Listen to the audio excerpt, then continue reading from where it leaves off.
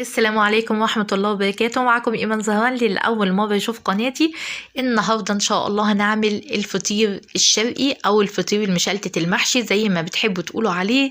قبل ما هنبدأ الفيديو زي ما تعودنا لازم نصلي على أفضل خير خلق الله، اللهم صلي وسلم وزيد وبارك على سيدنا محمد. وأحب أقول لكل أحبابي اللي انتوا وحشوني جدا من آخر فيديو أنا عملته، وبشكركم جدا على المشاهدة وعلى اللايك، وجزاكم الله خيرا، واتمنى من الله عز وجل يرزقنا حسن القبول. ولو الفيديو عجبكم ما تنسوش تعملوا لايك وتفعلوا الجرس عشان يوصلكم كل جديد، وكمان تشيروه لكل احبابكم. طبعا باين معاكم الفطير ما شاء الله قد ايه مورق وطري معايا، والتحميره قوي دي طبعا انا اللي اتحمرت قوي دي انا سبتها عشان اوريها لكم، اللي انا نسيت عليها تحت الشوايه فخدت لون بسرعه مع الجبنه الموزاريلا. اكيد باين وانا بقطع الفطير ما شاء الله رقيق ازاي.